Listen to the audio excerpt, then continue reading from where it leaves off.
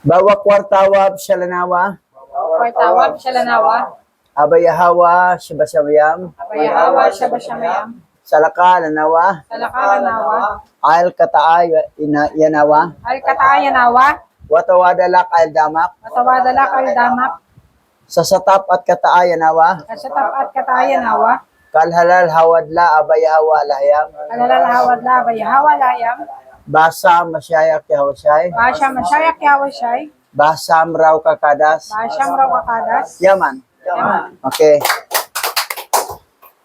Nandito na tayo sa chapter 11 ng pangalawang aklat ng Makabiyo. Hanggang 15 ito. Oo. 4 na lang kulang. Magsimula na tayo ng Book of Matthew by chapter. Pagkatapos sa Matthew, Marcos. Pagkatapos sa Marcos, Lucas. Pagkatapos sa Lucas, John. Hanggang papuntang Revelation na yan. So, yung pag-aralan natin yung original scripture na makita yung iba talaga sa dinoktor ng Vatican. Okay? O, basa. Pangalawang aklat ni Makabeyo, Kabanata 11, verse 1 to 38. Dahilan sa mga pangyayari, may isang labis na nagalit at nagtangkang maghiganti. Ito'y si Lysias, bantay at katiwala ng hari at pinuno ng pamahalaan. Nagtipon siya ng isang malaking hukbo na binubuo ng 80,000 sundalo at ng lahat niyang kawal na nakakabayo. Sinalakay niya ang mga Hudyo. Nais niyang makuha ang Jerusalem upang gawing kolonya ng Griego ang lungsod na ito. Okay. Yan ang plano nila, no? Ni Lysias. So, sundalo niya, 80,000. Samantala, silang Judas Macabeo, 3,000 lang. 3,000 versus 80,000. Gusto lang sakupin ang Jerusalem para maging kolonya ng mga Griego. So, yan ang balak ni Lysias. Tingnan natin kung magtagumpay ba to si Lysias na to. Tuloy tayo. Kung magkagayon, sisingilan niya ng buwis ang templo gaya ng ginagawa niya sa mga banal na dako sa ibang bansang kanyang nasakop. At taon-taon ay pagbibili niya ang tungkulin ng pinakapunong saserdote. Tuwang-tuwa siya sa dami ng kanyang sundalo, sa libu-libong mga ngabayo at 80 ilipante. Hindi na niya binigyang halaga ang kapangyarihan ni Yahweh. Sa pamagitan ng hukbong ito ay nilusob niya ang Judea. Pagsapit sa Betsor, isang napapadirang lugar na 20 milya ang layo sa Jerusalem. Sinimula niya ang walang humpay na pagsalakay. O, biro mo, kung sino yung gustong maging punong saserdote, sila ang magpasya. Silang Lysias. Pero kailangan magbayad. Maliban sa buhis, may bayad yon. Now, gusto ka maging saserdote, o magkano ibigay mo? O ikaw, magkano? Kung sino yung pinakamataas na magbayad, yan ang maging punong saserdote. Pero mo, mga hinti lang magdidesisyon kung sino maging punong saserdote. Ngayon, lulusob na sila. O, tuloy tayo. Nang mabalitaan ni Judas Macabeo at ng kanyang mga tauhan ang pagsalakay ni Lysias, sila at ang buong bayan ay lumuluhang nanalangin sa Yahweh na sana'y padalhan sila ng isang anghel na magliligtas sa Israel. Si Judas Macabeo ang unang kumuha ng kanyang sandata upang lumaban. Hinikayat niya ang iba na sumama sa kanya at isuong ang kanilang buhay sa panganib alang-alang sa mga kababayan. Kaya't masigla silang lumabas para harapin ang mga kaaway. O, biro mo, lumuha silang nanalangin sa Yahweh. Silang Judas Macabeo, mga tauhan niya, yung mga sa bayang Israel. Nailigtas sila ni Yahweh, magpadala ng kahit isang anghel lang na magligtas sa kanila. So, talagang lumuha, umiyak sila, na nanalangin, Abay Hawa. Biro mo, ang laki ng kalaban namin, 80,000. Kami, 3,000 lang. Kailangan magtagumpay kami kasi pag hindi magtagumpay, mahawakan na lang Jerusalem, gawin na lang kolonya ng mga Grigo. Nawala na yung kabanalan. Ugali na ng mga hintil ang mangyayari sa Jerusalem. So ngayon tuloy tayo. Hindi pa sila nakakalayo sa Jerusalem nang walang ano-ano'y may lumitaw sa unahan nila na isang mangangabayong nakaputi at may mga ginuntuang sandata. Sa nakitang ito, lahat sila'y nagpasalamat sa mahabaging alayang. Lumakas ang kanilang loob sa pakiramdam nila. Hindi lamang tao kundi mababangis na hayop o tanggulan mang bakal ay kaya nilang harapin. Sa tulong ng mahabaging alayang na nagpadala ng tagapanguna mula sa kalangitan, ang hukbo ni Judas Macabeo ay nakahanay na tumungo sa labanan. Oh, yan, nagpadala nag-anghel. Si Abay Hawa, oh. Mga nangabayong nakaputi na may mga gininto ang sandata. Mga anghel yon. So, tingnan natin si Likias niya ngayon. 80,000 kayo, samantala, konti lang, 3,000, tapos plus ang mga anghel na galing sa langit. Oo. Okay, tuloy tayo. Parang mga leon silang dumaluhong sa mga kaaway at 11,000 kawal. Bukod pa sa 1,600 kawal na nakakabayo, ang napatay nila kaagad. Ang karamihan ay nagsitakas. Sa mga nakatakas, marami ang sugatan at nasamsama ng kanilang sandata. Maging si Lysias ay hiyang-hiyang tumakas upang iligtas ang sarili. Palibhasa'y matalino. Pinag-isipang mabuti ni Lysias ang kanyang pagkatalo at napag-isip-isip niyang mahirap talunin ang mga Hudyo sapagkat tinutulungan sila ng makapangyarihang alahayam. Kaya't nagpadala siya ng sulat sa mga Hudyo. Oh, yan. Kita mo? Patay agad, 11,000 eh. Kung sila-sila lang, 3,000 sila, hindi na kaya. Abang anghel yun eh. Ang pumapatay. Pumapatay din sila. Pero nandoon yung backup talaga ng mga anghel. So, wala.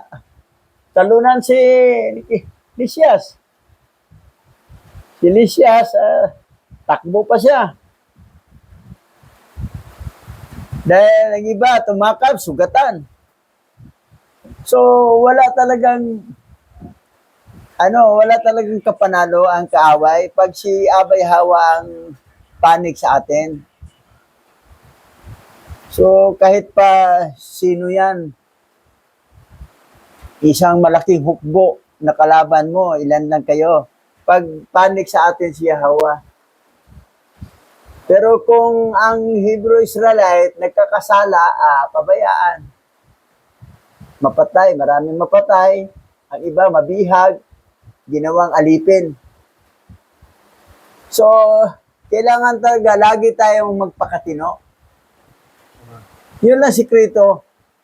Pag lagi tayong matino, masunurin sa tura, masunurin sa paglilingkod, aba, kalaban mo, walang binatbat yun. Nandun ang tulong ng hukbo ng langit. So, nakita natin yung pangyayari. Kasi sa atin, tinatanggal talaga natin pasaway kasi madadamay tayo eh. So, si Akan lang nagnakaw, di ba? Damay buong Israel. Sa isa lang taong nagnakaw. So, sa tagumpay naman, lahat kinabang ang bansang Israel. That's why kailangan talaga laging matino. That's why kung na isa na parang magnanakaw rin, parang makasalanan, pera lang naisip, hindi talaga totoong naglilingkod, alisin na lang siya. So, yun naman sabi ni Apostol Pablo, itiwalag na lang, alisin na lang sa kapulungan yun. Pero sa panahon nila Judas Macabeo, panahon nila Moses, patayin talaga. Patayin. So, ganun kahigpit eh. O, tuloy tayo. Para makipagkasundo. Nangako rin siyang gagawin ang lahat upang maging kaibigan ng mga Hudyo ang hari.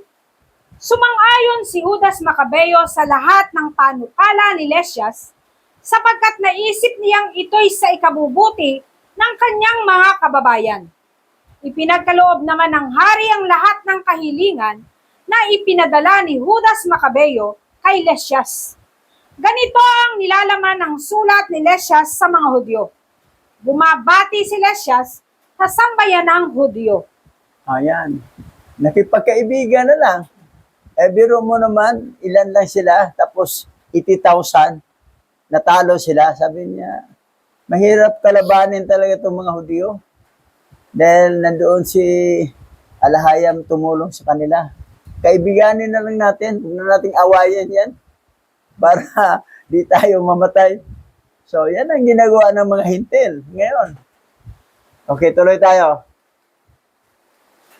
Ang inyong mga sugo na si Hunahuan at Absalom ay nagharap ng inyong nilagdaang liham at hiniling nilang sang-ayunan ko ang inyong mga kahilingan. Lahat ng kahilingan para sa hari ay dinala ko sa kanya at ipinagkaloob niya ang mga bagay na nararapat. Maging tapat lamang kayo sa pamahalaan. Gagawin ko ang lahat, alang-alang sa inyong kapakanan sa hinaharap. Para lalong maging maliwanag, iniutos ko sa aking mga kinatawan na makipag-usap sa inyo at sa inyong mga sugo. O yan. Negotiation na. Peace negotiation. Dahil nakita nila, hindi na kaya mga Hudyo kalabanin. Kahit konti lang sila, talo tayo. So, kaibiganin lang natin. So, yan ang nangyari ng mga hintil. Ang mga Hebrew Israelite naman, mga Hudyo, kaya lang may protection ni Abba Yahweh, pag masunurin nga. Pero pag pasaway, kita mo naman pag pasaway, grabe rin. Halos ubos-ubos din sila sa pangyayari. So, sa ating kapanahunan, kailangan talaga, dahil makakuha tayo ng aral dito, bilang tayo ay remnant Hebrew Israelite, magpakatino talaga. Kita mo naman itong mga taksil pinapatay. Pinapatay talaga ni Judas Macabeo. Mga taksil. Sa atin, pinatiwalag. Sabihin naman na, yung bishop talaga, stricto. Tiwalag agad. Ano bang gusto mo? Patayin na lang kita. O itiwalag. Ganon. Okay, tuloy tayo. Hangad ko ang ikabubuti ninyo. Isinulat ngayon, 24 na araw ng buwan ng Diyos Corentio, taong 142 BCE. Ganito naman ang sulat ng hari. Pagbati sa kapatid kong Lysias mula kay Haring Antioco, ngayong patay na ang aking ama at kasama na ng mga Diyos-Diyosan, nais kong bigyang laya ang aking mga nasasakupan na mamahala sa kanilang sarili. Itong hari ngayon, anak to, si Antioco, Eupator. Kasi yung ama niyang namatay, si Antioco Epipanes. Yun ang malupit yun. Dahil 7 magkapatid pinatay niya. Dahil ayaw kumain ng karning baboy. Pati nanay, pinapatay niya. Ayan. Namatay siya sa sakit. Pero ito si Eupator na Antioco din, ay medyo Matino-tino to. Okay, tuloy tayo. Alam kong ang mga Hudyo ay hindi nasisihan sa pamamalakad ng aking yumaong ama tungkol sa mga kaugaliang Griego na ipinipilit sa kanila. Nais nilang mamuhay ayon sa kanilang sariling kaugalian at iyan ang kahilingan nila ngayon. Nais kong mamuhay sila ng walang gumagambala tulad ng iba kong nasasakupan. Kaya't ibinabalik ko sa kanila ang templo at pinahihintulutan kong mamuhay sila ayon sa kaugalian ng kanilang mga ninuno. Magsugo ka ng mga kinatawan upang ipaalam sa kanila ito at patunayan ang hangad kong makipagkaibigan. Sa gayon, hindi na sila mababahala at magiging panatag na sila sa kanilang gawain. So, ang ginawa ni yung tatay, Antioco Epiphanes, ay gusto niya na ang mga Hudyo talikuran ang kanilang kaugalian. Gusto nila gayahin ang mga hintil, kumain ng karneng baboy, lahat. Eh ngayon, bigyan ng laya sila sa itong anak na si Antioco Epiphanes. Ngayon, yung ginawa ni Antioco Epiphanes, mangyari yan in the future. Pagdating ng one world religion, one world government, pipilitin na lahat. Wala ka nang, hindi ka na pwede magsimba, maniwala sa panampalataya mong sariling mga tradisyon sa mga kaugalian ng mga ninuno, kundi sundin sila. Pag hindi, patayin. Yung ginawa ni Antioco Epiphanes ay mangyari yan pagdating ng panahon ng one world religion, one world government, and one world currency. That is coming soon. Yan ang matindi. Yung ginawa ni Antioco na panis ay mangyari yan coming soon. Ngayon, malaya pa tayo ngayon. Ang ating mga kaugalian sa pagsunod ng Tura, pagsunod ng mga bilang mga remnant Hebrew Israelite, sumunod tayo sa ating mga ninuno kasi ang remnant Hebrew Israelite ay nagkalat sa buong mundo pa ngayon. Yung nakatira sa Israel, hindi yan Hebrew Israelite. Mga huwad yan, mga lahi ni Esau yan. Mga Edomites yan. So yan. Yan mangyayari. Pag may tayo na yung third temple doon. Pero kaya lang, may third temple na natayo dito. Sa Cabuyao, Laguna. Mga anti-Masyayak Yawasay sila eh. Eh sinabi pa naman sa First John at saka Second John na malapit ng oras na lang, hours na lang, pag lumitaw na ang anti-Masyayak Yawasay. Anti-Masyayak. Sila yon ang anti-Masyayak. Ayaw nila kay Yahawashai. Gusto nila, Yahawa lang sila. Ayaw nila kay Yahawashai. Sila yung tinutukoy na anti-Yahawashai. Anti-Masyayak. Ito na ang huling mga oras. Pag dumating na ang mga anti-Masyayak. Sila talaga ang anti-Masyayak.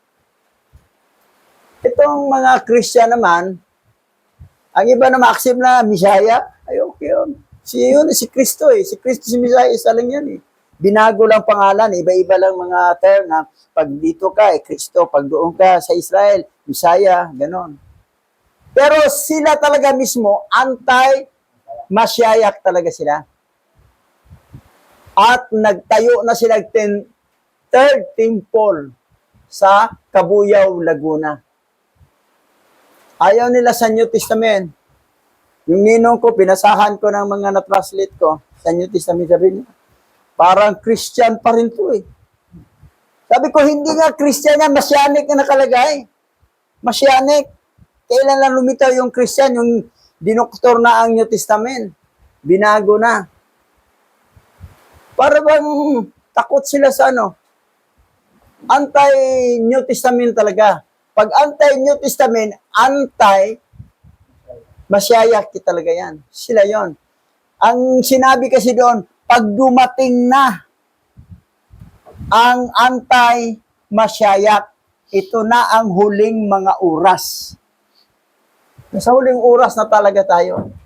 We are now in the last hour.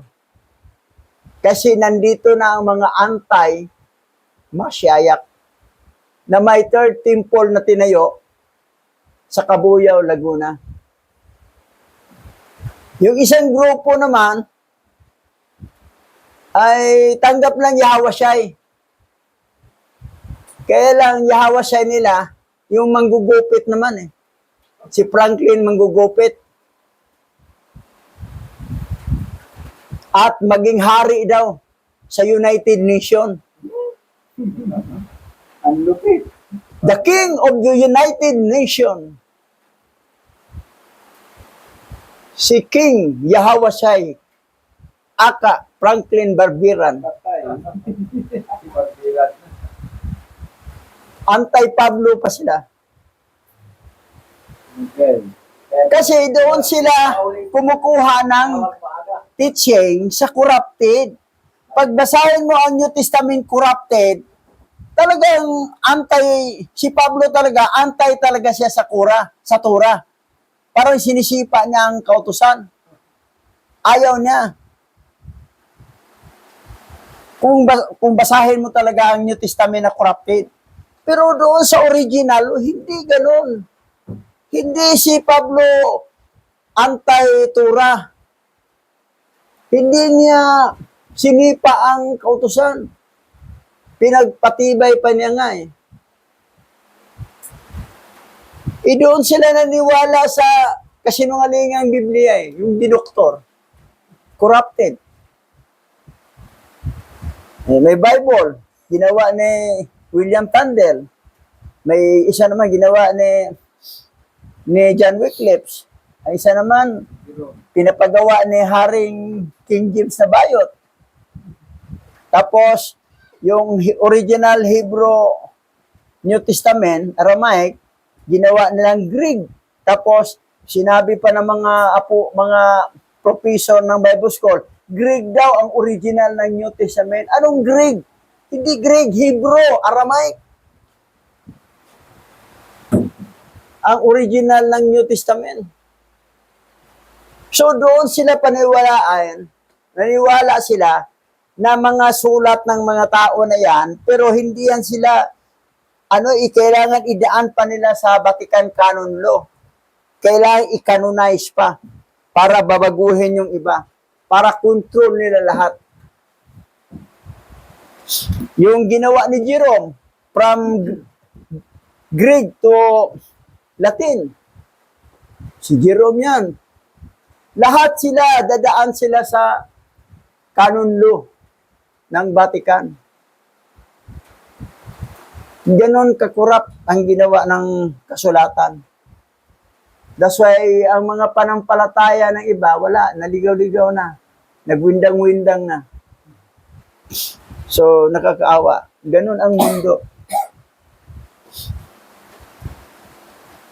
Sabi ng isang kausap ko, isa lang ang tunay na pangalan ng Creator. Bakit ginawa lang marami?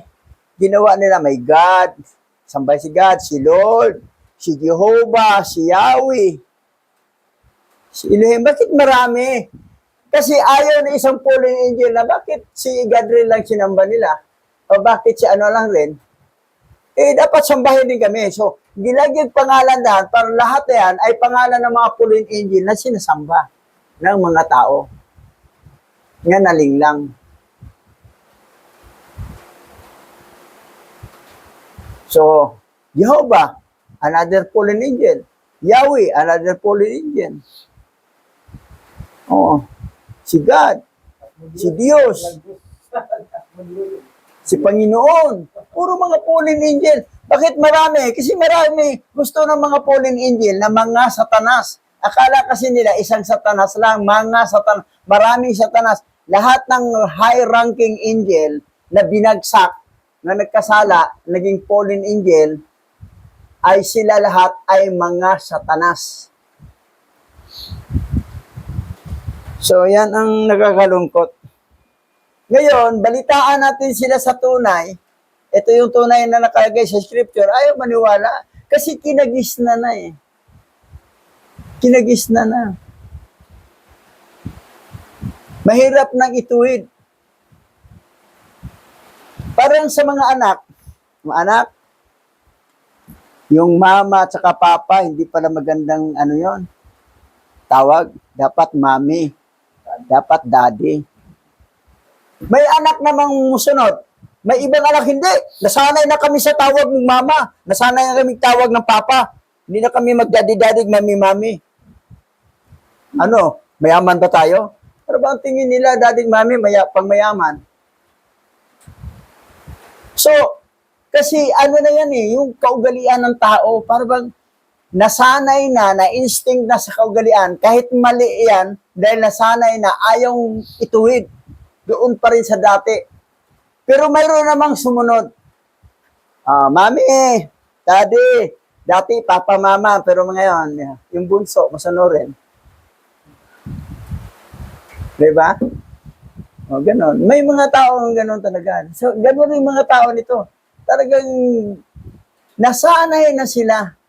Kahit mali, alam lang mali ito Pero nasanay na kasi tayo Ito na yung kasanayan natin Hindi na natin pwedeng baguhin. Sige. Pang dagat-dagatang apoy ka talaga. So yan, tama na, bubog-sarado na kayo. Tuloy, basa. Ganito naman ang sulat ng hari sa mga mamamayang Hudyo. Pagbati buhat kay Haring Antioco para sa pamahalaang Hudyo at sa buong mamamayan. Nawa kayo'y nasa mabuting kalagayan tulad namin. Ibinalita ni Menilaw na nais na raw ninyong bumalik sa sariling tahanan at mamuhay ayon sa inyong kaugalian. Kung gayon, ang lahat ng gustong umuwi bago dumating ang 30 araw ng buwan ng Santiko ay aming pinahihintulutan. Yan. Malaya. Okay. Ayos na. Okay yung negotiation. Malaya na silang mga Hebrew Israelite sa tradition. Kung ano yung katuruan ng mga ninuno, yun na. Okay na.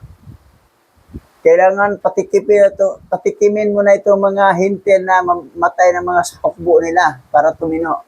Na mahirap talaga kalabanin itong mga Hudyo pala. Kasi may alahayam silang tumulong Okay, tuloy tayo. Masusunod na ninyo ang inyong mga tuntunin sa pagkain at iba pang kautusan. Walang sino mang Hudyo ang mapaparusahan dahil sa pagkakasalang nagawa niya dahil sa hindi niya alam na ito'y pagkakasala. Si Menilaw mismo ang sinugo ko sa inyo para ipaliwanag ang tungkol dito. Hangad ko ang inyong ikabubuti. Sinulat ngayon, 15 araw ng buwan ng Santiko taong 142 BCE. Ang mga taga-Roma ay nagpadala rin ng liham sa mga Hudyo na ganito naman ang nilalaman. Pagbati sa mga Hudyo, mula kina Kento, Memio, at Tito Manio, mga kinatawan ng Roma. Nakaibigan Roma dahil kay Judas Maccabeo, pumayag siya Noong 142 BCA, before Common Era. Ngayon, pagdating ng 70 AD, ang Roma mismo lumusob sa Jerusalem. At doon nakuha ang original ancient Hebrew scripture. Dinala sa Vatican, doon nilagay sa basement at doon pinagdudoktor na nila. Ang nakasulat ng original Yahweh, nagkatawang tao Yahweh siya at ang katawagan nila bilang makapangyarihan alahayam, tinanggal. Pinalitan na ng mga pangalan ng mga fallen angel. 70 AD nangyari ni Luso. Pero dito, friend pa sila, friend sila. 142 BCE. Magkaibigan ang Israel at ang Roma. Pero pagdating ng 70 AD, Wala na. Kinupkop na ng Roma ang Israel. Ganon. Tuloy. Pinapagtibay namin ang anumang ipahihintulot sa inyo ni Lysias na kamag-anak ng hari. Pag-aralan ninyo ang mga kahilingan ninyo na ipinadala ni Lysias sa hari. Matapos ninyong mapag-aralan, ipadala ninyo agad sa amin ang inyong kapasyahan upang aming maipaglaban ang inyong kapakanan. Sapagkat kami ay pupunta sa Antioquia. Kaya huwag na kayong mag-aksaya ng panahon. Magpadala agad kayo ng mga sugong magbabalita sa amin ng inyong kapasyahan. Hangad namin ang inyong ikabubuti. 15 araw ng buwan ng Santiko, taong 142 BCE. Concern na concern ang Roma, no? Sa Israel. Hangad namin ang iyong kabutihan. Yung inyong kapakanan. Kung mayroon na kayong mga kapasyan, ibalita niyo sa amin. Kasi pupunta kami sa Antioquia. Friend pa ang Roma at saka Israel. Bakit tinawag silang mga Hudyo? Okay. For your information, ganito kasi, may malaman nyo, anong pagkaiba ng Hebrew at Israelite at saka Hudyo? Anong pagkaiba ng tatlo? Parang tatlong grupo yan eh. Ang Hebrew, nagsimula yon doon kay Abraham. Ang wika talaga ng nila ni Adan ni Eva, pati wika sa langit, Hebrew. Lahat ng mga tao nagsalita ng Hebrew. Pagdating sa Tower of Babel na binagsak ni Yahweh, si Heber lang nag-iisang nagsalita ng Hebrew. Lahat iba-ibang lingwahe na. Anak niya, si Pilig, Aramaic ang salita. Si Joktan, anak niya, ay Austronesian ang salita. Si Heber lang ang nag-iisang nagsalita ng Hebrew na original. Siya lang yung mag-isang tao. At pangalawang natuto ng Hebrew ay si Abraham. Tinuruan ng anghel. That's why si Abraham, Hebrew. Mula kay Abraham, lahi na pababa, Isaac, ay mga Hebrew na yon. At pagdating ni Isaac ng anak kay Jacob, at si Jacob pinalitag pangalan ng Israel, ang mga lahi ni Jacob na Israel na pangalan, ang 12 tribe ay yun ang mga Israelita. Mula kay Jacob, kay Israel. Jacob ang original pangalan, naging Israel ang pangalan, pinalitan. Mga Hebrew Israelite. Ngayon, pagkatapos kay King Solomon, ang kanyang anak na si Rehoboam ay nahati ang kingdom. Naging dalawa, Kingdom of Israel and Kingdom of Judah o Hudyo. Ang Israel ay 10 tribe. Ang Kingdom of Judah ay 3 tribo lang. Tribo ni Judah, kasi silang namuno ay Judah, si Benjamin, at si Levi.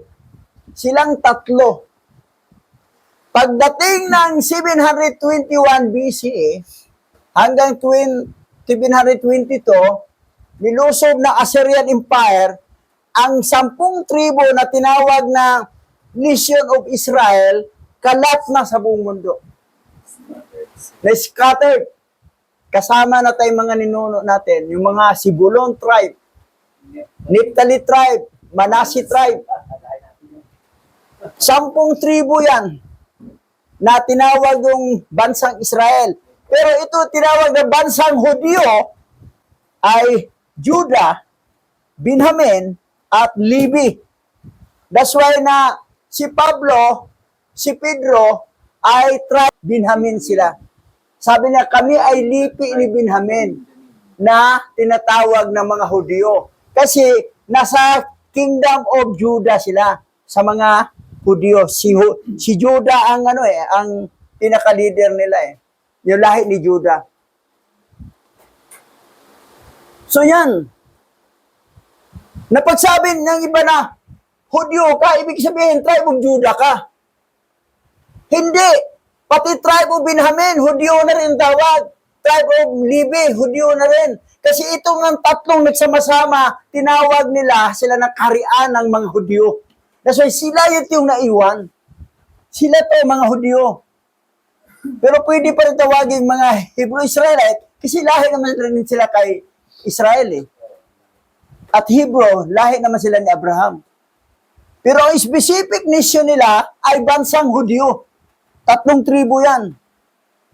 Kasi ang 10 tribo na mga bansang Israel scattered na sa 4 na sulok ng mundo. Noon pang 721 BCE.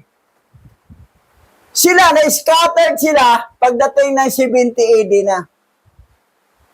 At mula noon, pagbalik, mga Edomites na ang naghawak noong 1945 AD sa tulong ng United Nations. Dahil alam ata ni Hitler na hindi yan totoo mga Hudyo yan, pinapatay ni Hitler yung tawag na Holocaust. Yan ang story. Si Mardukay, anong sabi ni Mardukay? Yung uncle ni Queen Esther. Ako'y nasa tribo ni Benjamin. Ako'y isang Hudyo. Oh. Bakit Benjamite siya pero Hudyo? Kasi pag nagsama nga ang Huda, Benjamin at saka Levi, silang tatlong nagsama na tinatawag na bansang Hudyo. Sila yon. Ngayon, nagtapos ang kabanata nila pagdating ng 70 AD.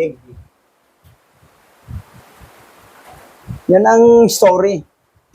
Ngayon, tuloy tayo. Ay, wala na pala. Kala ko, may karugtong pa. Dadako tayo sa panalangin. Pastor Richard.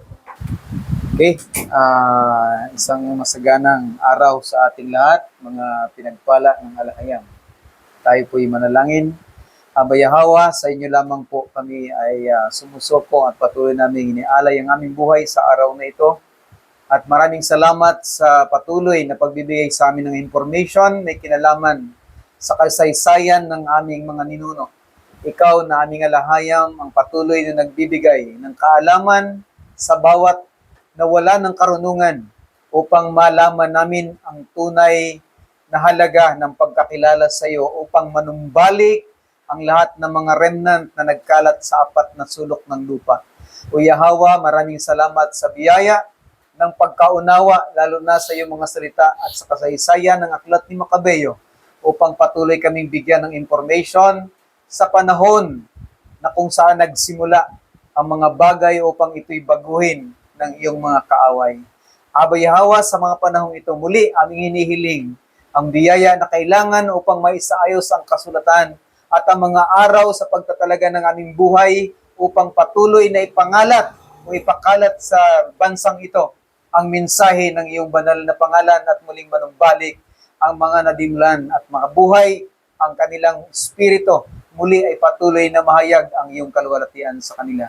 Aming Yahawa, purihin ka sa araw na ito. Sinasamba ka namin sa pangalang banal ni Masaya Yahawasyay na aming tagapagligtas. Yaman.